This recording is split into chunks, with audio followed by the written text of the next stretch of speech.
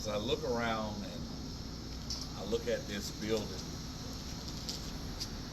and I think about the fun memories of the establishment, which was called Adam's Barbershop. You talking about the happening. The guys would come out with the tightest fades or come out of here with the best afro shapes. Adam and Frank Upshaw. How could we forget Mr. Adam, who sort of like was the mayor of East Wynnton? Everybody came to Mr. Adams with their problems, with situations. Even if they needed a loan, Mr. Adams was always there for everybody. And I even considered Mr. Adams as my godfather. He was like everything. If I needed something, he was there. Countless numbers of times. I remember going to the prom, and Mr. Adams had this brand new Cadillac. He trusted me with that Cadillac. Oh, I was the sharpest thing.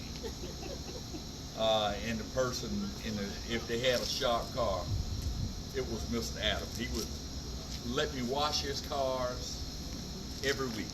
This was a ritual. He never went back home with a dirty car if it rained or weather permitted. And so many people, countless thousands of people walked through his door, and he serviced them. He did their haircuts and even gave advice. And he would talk to young people, and he talked to us like we were his children.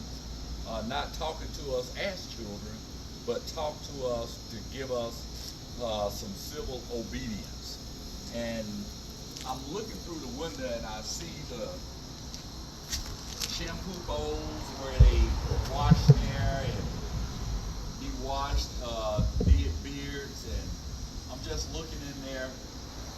I don't know how much money Mr. Adams made here, but I can tell you it was a whole lot. And he was one person that really did something that many in the community would not do, and that was look after people as they came by. If they was walking to Penny Profit or the grocery store and they didn't have enough, they would come in, and Mr. Adams, he might give you a lecture, but he was going to make sure you had what you need. And I'm looking up right here. These two books held his sign that said Adam's Barbershop. I remember returning to Columbus in late October of 2011, and this was the first place I came to let him know that I was moving back home. And it's just amazing. Blight has taken over the building, but he was one that you could always count on. Nobody like Mr. Adams. No one was like Mr. Adams. Everybody loved Mr. Adams.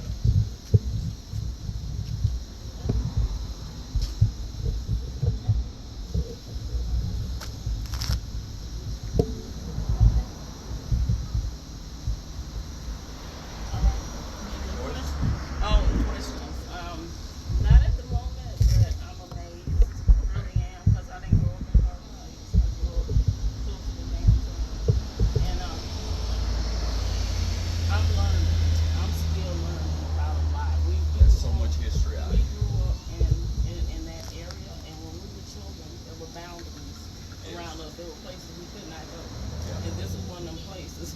So we didn't know who was up here. Well, in this building right here was a man named Jack Blunt. He owned the construction company. Okay. And Jack Blunt, we call him Mr. Jack or Mr. Blunt, but this is his establishment. And his wife and family ran this business over here. You can see the sign right over on the top of the building. It had Fowler Enterprises. And once you look at that,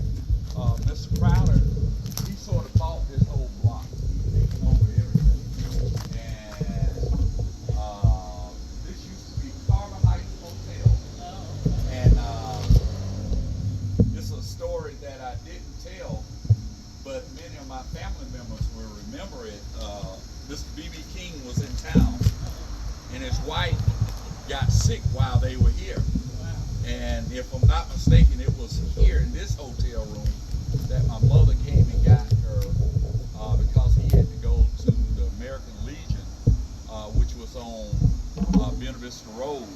It was another name, probably Brookhaven or something. I don't remember the name. But my mother taking Miss King to the emergency room, and I never will forget that story. So she was a transporter as well. So I just wanted to throw that one in, and many other people from this community will remember that. So she let me know. Any other celebrities? Yes, James Brown, Leah Richard, Fats Domino have stayed here from what I understand. Many of the band members, they had what they call bus. They traveled chipping circuit, and they would park their bus right over here on this side because all of them couldn't get room. So the famous two got the room, and the other one stayed on the bus. Yeah, so they had a good time though. They got in the community, in the neighborhood, and they wasn't alone. So they had, yes, they got everything they need. So they wasn't alone. So they stayed in this building, and those are just some of the noticeable ones that I know. But it was many others. Even when gospel singers would come to town, they would stay here, and then they start going to the larger hotels after integration came in the mid '60s. That had to be. I'm gonna say from the '50s late all the way up until '64, '65, they stayed here. So this was the place, and most of the activities that they had, it was in this community. They were well known celebrities, and when you saw the big Cadillacs coming into town, they would come to Elvin's Grill to get something to eat, and you would see their cars parked across here. They didn't park right on this side right here. They parked across the street so that they could watch out a little bit. Yes, that was Penny property. That was it was always owned by someone else, not by us. Other than there was rumor that Mr. Carver owned that building, but I don't know that for sure. But I do know there was a filling station on the other side of this building named Hensley. Mr. Hensley, his wife was a teacher, and they owned the gas station, and it went out. They had self-service gas, and they had full-service gas. I remember that. And then above that, Mr. Crowder had the liquor store right on the corner, which I have photos of my mother's first establishment. It was Columbus Driving. Wow. For those that don't know. See? We got those pictures yesterday. Yeah, y'all did see that? We had the Yeah, I pictures saw that. yesterday. So she owned, it was, I don't know how they danced in that, but she owned that place, and it was Columbus Drive-In. They would come there, park the cars. It was almost like a Gus restaurant. They would come there, and she would bring food out to them. But she was mostly, and I'm going to find the photos, and I'm going to get them to you because I want it to be seen. So this is the road that I walked so many days, and many families. I remember the Kimbroughs, the Fords, just the Flakes lived down the street here. I just remember. Yes, down this street. They were down this street before they went over to Boxwood. So they lived.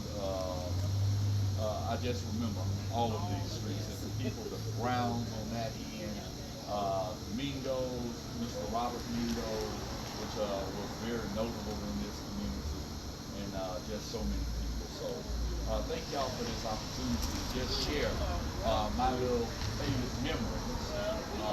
But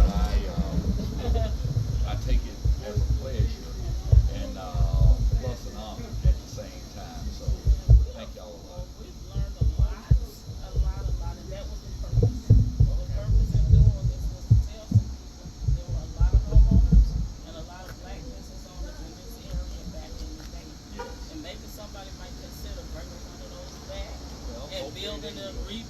neighborhood.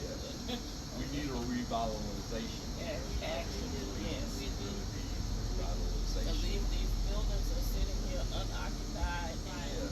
blowing away in the Yeah. wind. And So this is some somebody's doing property. something to Yeah. them to keep them up. Yeah. Taxes must be paid. Yeah. So, we know that they are because they don't have condemned signs on them. Yeah, not And, yet. Miss, Thornton had a beauty shop there. I see her name is still there. I know it must pass down to someone else because she was, older lady at the time. I know family or somebody.